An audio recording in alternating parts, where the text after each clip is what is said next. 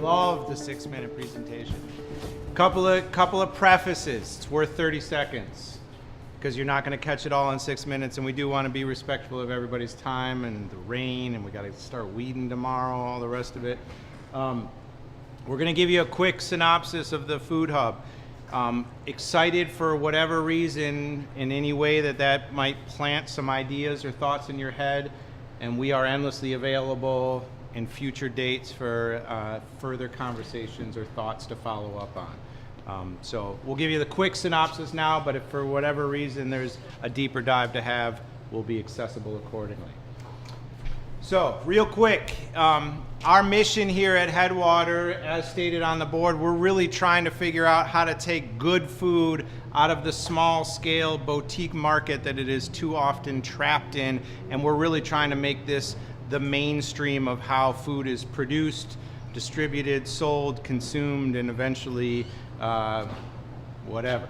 And we see that as an important part of the next steps and progression in this sustainable food movement. So many beautiful projects, so many beautiful farms, so many wonderful CSAs, so many farm-to-table direct connections that have been made, and yet still sort of an inability to significantly impact the mainstream food system that is really what is impacting our earth and feeding our communities, and we want to be part of shifting that.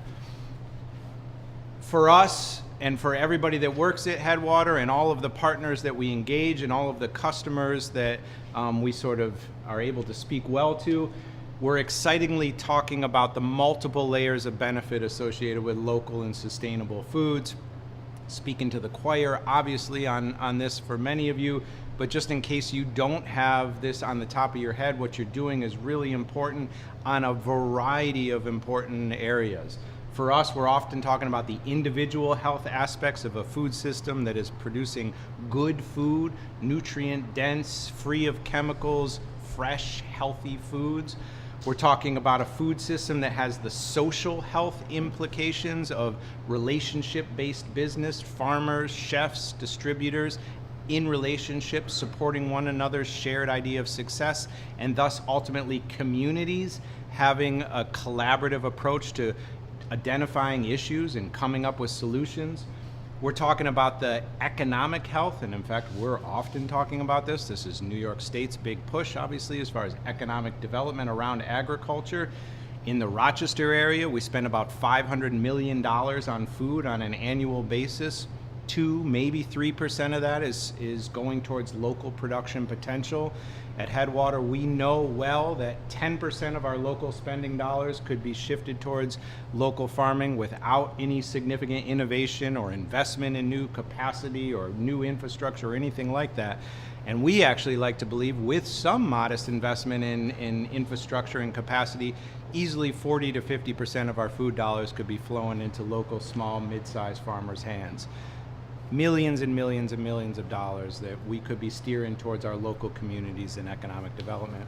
And ultimately for us, there's an ecological benefit where we're trying to figure this out in a way that really ties back to organic, certified organic farmers, and if not, diversified, sustainable, local, appropriately scaled farmers that can be an important part of this project. You probably can't read all of this up here, but in that effort and with that mission, we've been slowly trying to figure out what is our criteria for this quote-unquote good food exactly? What is it that we're trying to really work with farmers to continue to grow, and what are we as a crew trying to sell and distribute accordingly? So across a variety of characteristics, working with farmers and consumers, we've been trying to co-define what good food is all about. So the regenerative agricultural practices, the pasture-based protein production systems, the local as much as makes sense, and the kind of increasingly regional scales where that makes sense, fair as far as the labor standards and the negotiation and the good prices accordingly, organic and fresh, all of these things, part of the sort of criteria of food we're trying to develop. Our food hub model, many of you may be either participating with us or understanding the concept more broadly, know well the vision, but on loose, simple, basic terms, the Food Hub is really trying to take small and mid-sized producers, that appropriate scale, that sustainable ag, and across that network of producers, really focus on coordination, on communication, and on, again, that shared idea of success, so that that collective of growers, that network of farmers, can be a volume-oriented, substantial production of food that, again, in a collective format can be a significant player in the real marketplace of food. Just before I jump into the next thing, or the things, one thing I didn't start off saying, just real quick, Headwater, our success to date has everything to do with the farmers that we've had the privilege to work with, as well as the amazing team that's been slowly assembling here at Headwater. So Ryan and Rin, who are about to be part of this presentation here, and they'll talk briefly about themselves in a second, big part of this crew, and Silas Conroy over here as well, new but an important part of this crew as well, and they're going to be part of this, so I'll turn it over to you as well. Sure. So, coming on as supply chain manager and produce merchant for Headwater. So my role is really about working with the farmers directly, which is what I love to do. So within Headwater, working with over 100 producers now. So that's everything from like your larger scale, 1,000 acres of IPM fruit down to like startup farms doing, you know, market gardens, certified organic market gardens, processors, fruits, vegetables, grains, kind of everything. And this diversity, working with so many different family farms, is really what allows to then go to market with a really robust catalog of many different products, and that's how we think we're going to be able to start, sort of moving the dial on the larger market that we so far have not been able to really make significant headway in. This is a little map showing where those producers, processors are. Definitely kind of started within this sort of hyper-local space, sort of concentrated around 100 miles. Over the years, kind of developed and evolved that model, really looking at how do we access the broader region, both in terms of sourcing, having diversity of sourcing, diversity of climates, diversity of who gets hit by that storm or not, but really also diversity of markets. So how can we move that product to some of these geographies that maybe have a little bit more dense market, throughout the Northeast. So with that large network of farms, we're able to excitedly talk about a full year of produce. We work hard to plan, and really excited to have Silas joining the team, really putting his head towards planning the full year of vegetables and fruits.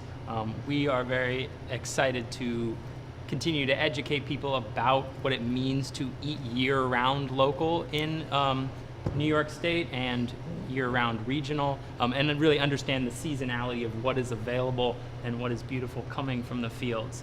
Obviously, in order to make year-round fully make sense, there's got to be a lot of other components, so working with local processors to add some value to the things that are directly coming out of the fields, whether that's frozen blueberries, the kimchi that Silas is making with crooked carrot, cheese, honey, beans, yogurt, pasta, all these other things that really can help extend the seasonality, add interesting value, help farmers to utilize full crops and processing grade, as well as give extra things for our customers to be able to celebrate. And we also have a very strong focus. Obviously, proteins are not affected by the seasons in the same way, so educating people on the benefits of choosing pasture-based proteins and animals that are heritage breed and raised with animal welfare approved standards.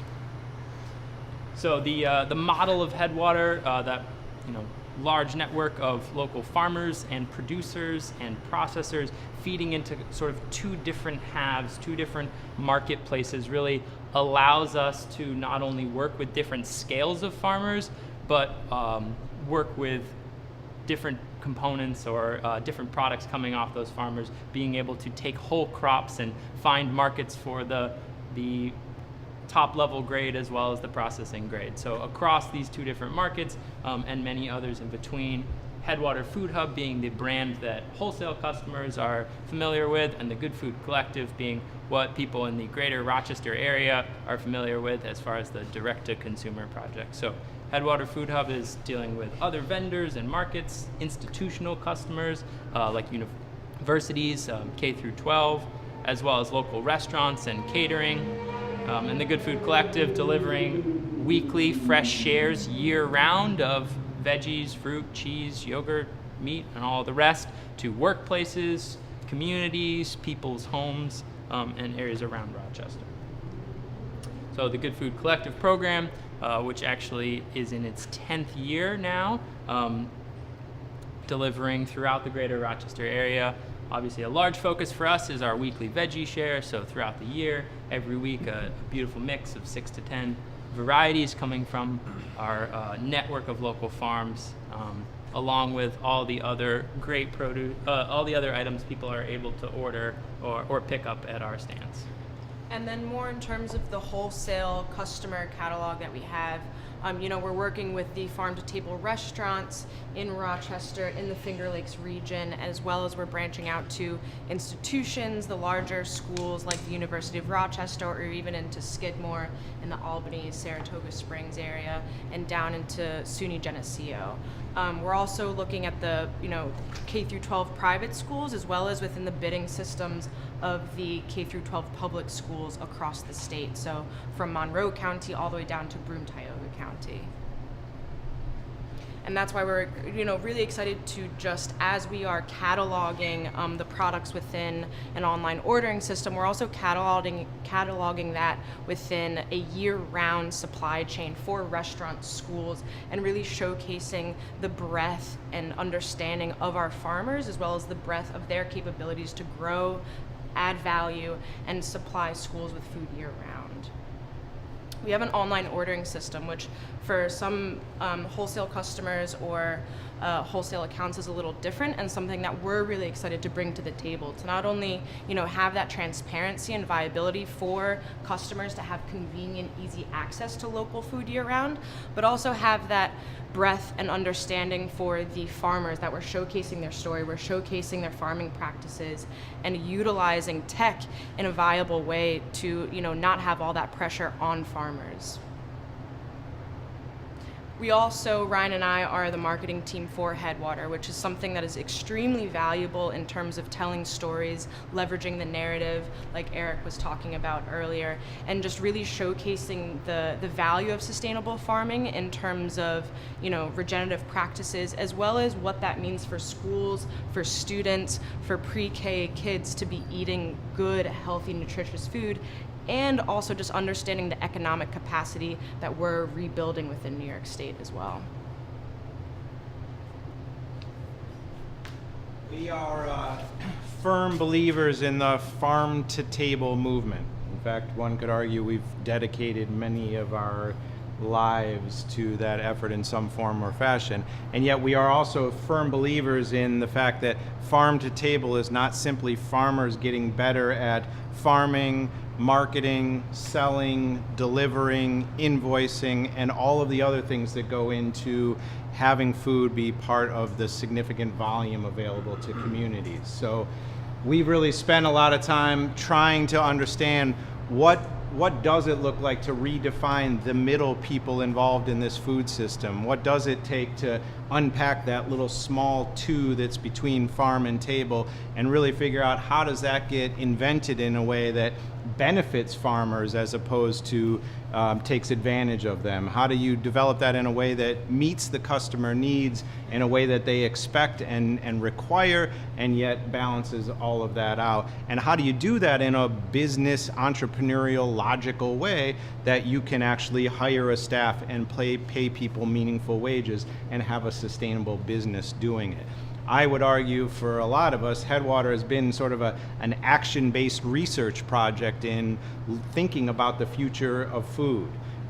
We really don't think that farm to table is going to be all about lots of tons of small farmers being innovatively doing everything, and you'll simply be an eater and a farmer and nobody else is involved. So how do we start to explore those in ways that have a shared sense of success and really live towards that? So at Headwater, we've been thinking a lot about the marketing team that can tell that story to University of Rochester, the supply team that can spend time with farmers and develop crop plans and negotiate fair prices and build our businesses together in harmony, as well as the logistics and operation team that's involved in packing 1,000 boxes to go get delivered to workplaces, or putting together robust orders for restaurants and delivering them accordingly, and all of the other things in between. And like I said, we've spent a lot of time trying to figure out not just our team, but our partnerships, our collaborative relationship with our farmers, processors, butchers, food producers in general. How do we, again, really have a rich and honest understanding of what shared success looks like? How do we communicate that and negotiate that with each other? And then how do we hold each other accountable towards marching that forward? We really see that as an important part of this model's viability into the future. And we don't have it figured out necessarily, but as we build relationships, as we build networks, as we get more farmers engaged, and as we potentially even merge with other great organizations like Crooked Carrot, as we did last week, we're really interested in figuring out how that future model can really start to unfold and how we can understand that. Just to jump onto that too, I think coming from a supply chain background and being, a business owner recently, kind of joining the Headwater team, I think sort of look at supply chains as sort of being at a very industrial level, kind of like, just sort of this linear black box, product comes in, goes out, sort of model. But I think what the sort of the vision, the hope of these good food supply chains that we're trying to build is so much more than that. It's not just product moving one way and hopefully money moving another way. It's products, financial flows, but also a lot of information, transparency, getting that information to the customers, to anyone that really wants to know about their food. And it's also about the values. I think that's come up a lot today. Is sort of what the values that we all bring to our each piece of the operation, whether that's at the producer level or as a chef, restaurant level. So really, the good food supply chains are really trying to convey those values all the way from the farm as well. Last thing I just want to say is that, I think these supply chains are not, just it's not sort of like just the sum of its parts. As we try to get better, it's really like a whole supply chains that compete against the industrial supply chain. So it's really about not just how good are we each at our own kind of component of them, but how well do we work together. And that's sort of, Chris has already mentioned a bunch, but that's kind of getting at that sort of economy of collaboration to try to really approach the bigger market share that's out there being kind of dominated by industrial supply chains.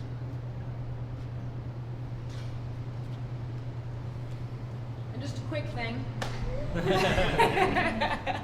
I'm the food safety rep for Headwater Food Hub, and it is mainly because of the customer ask. I work a lot with institutions. I work with the bids with K through 12 schools, and as we are growing and as small farms are growing, there's definitely customer ask for food safety precautions, food safety certifications, et cetera, et cetera. And I am here as Headwater Food Hub to really make this a collaborative experience of how can we get small farms safe. And not that they aren't currently, but how can we prove that? How can we extend that information to these larger schools who are asking for it and really demanding it. And so as a food hub, we are really being more conscious of our food safety. Everything from, farmer onboarding of what certifications do you have, if that is GAP, organic, HACCP, just provide us with the paperwork and we can check that off, and then therefore allow you to have more access to the larger markets, which we really want to push towards, and have more farmers involved in the public schools and get more of this incredible organic food into the public schools. This also involves traceability, of understanding from the lots that it's being harvested from.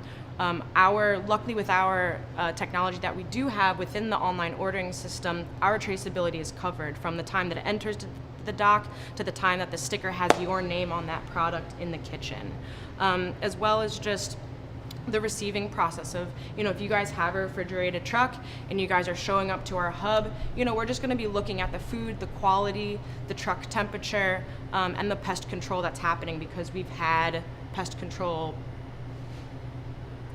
things in the past, and we just want to make sure that everyone is covering their bases and all of that logging is happening in the meantime, so that when things do arise, we can have a clear conscience and understand that we've done our due diligence. If you guys have any questions, please ask. This is a work in progress, and it is malleable for my understanding, and something that I just want to be more problem solving with rather than demanding and laborious. So, thank you.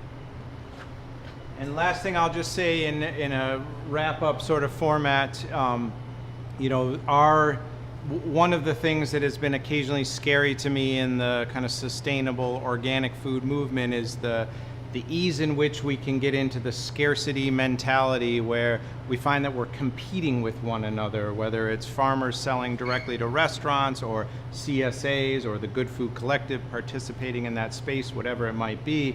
And I really, and I'm not saying this is a universal truth, this is my opinion, but we've really got to figure out how to move through that, how to communicate well through that, and how to think about the much larger sort of 98% of the food system that we are not touching and needs to be addressed urgently.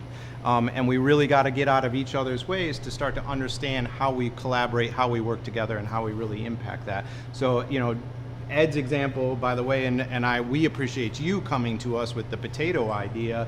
There are any number of different ways we are interested and excited to understand how we can be supportive to the local organic farming community. And simultaneously, we are going to be doing that throughout New York State, and we are going to try and figure out how to make this much larger than it is. And that will have some awkward rub type moments. We look forward to the conversations accordingly, and are convinced that if we can all sort of participate in that and try and figure out how to support one another, we can totally pull this off. So we're excited to stay committed to that. We're excited to hear other people's ideas, like the potato, hey, could we do a seed exchange here? Hey, could we use this space for that? Hey, our farm would really benefit from this. Hey, do you have a market for that? Whatever it might be, those are the conversations that we know are an important part of all of us kind of moving and working together. And food hubs, we are all students of them. We travel around, we go to the conferences, we think about what food hubs are doing. This is the shared sort of vision. Small, mid-sized farmers, there's going to be other organizations that are a part of the mix of those farms really successfully participating in the big world of food. So how do we start to invent those organizations with farmers as part of the vision, and we look forward to that. So keep the ideas coming. Again, any seeds that get planted from this presentation or other conversations, we'd love to follow up with you and talk more about it. And any of you that are growing food that we're not currently potentially sourcing or at least aware of, we want to certainly make sure that we connect you to Silas and hear about those good offerings as well. And that is that.